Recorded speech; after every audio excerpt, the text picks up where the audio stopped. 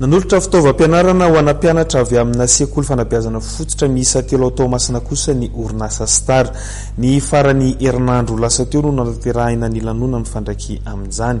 Ny Star moa izay manome lanja betsaka ny siatry ny fanabeazana dia arantsika ny fanadidina izay hoentin'ny Lova Ramanatsoa sy Christian Rakotondramanga.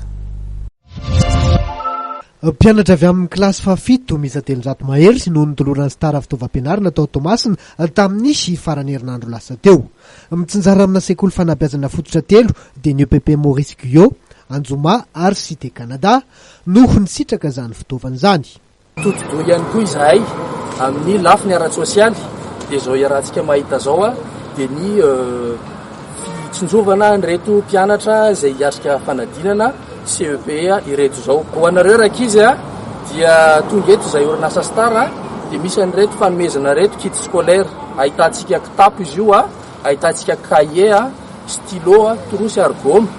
Antenaina fa dia anampy antsika amin'ny fanomanana ny CEP zany zavatra zany hiatrentsika ny fanadinana.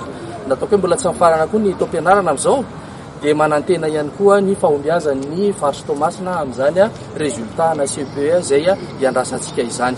Natao hanamaivanana ny vesatra sy ny vola mivoaka amin'ny ray aman-drenin'ny mpianatra ao amin'ny sekoly azo tombontsoa izao fanomezana fitaovam-pianarana avy amin'ny Star zao.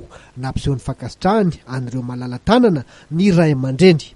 Fa misaotra eram-po eran-tsena haingany oela fanapagna miasa taonareo nareo, ivoaka avelagna nareo tiam-pokon'olo, ipetraka andragno nareo tiany fanakaviana, tsy arary tsy arikoditra iaraka mizafy amin'janaka zany mba tolotra anay aminareo farabiana fifalianay. Ny ankizy raha teo efa vonona niatrika fanadinana isan'izany Nestor izay anala CEP.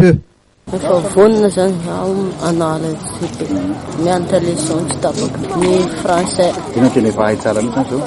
Ny calcul. Natao izao fanomezana fitaovam-pianarana izao no ireo sekoly akaiky ny toerana misy ny Star sy mba hanetanana ihany koa ireo ankizy manoloana ny fanadinana izay ho avy.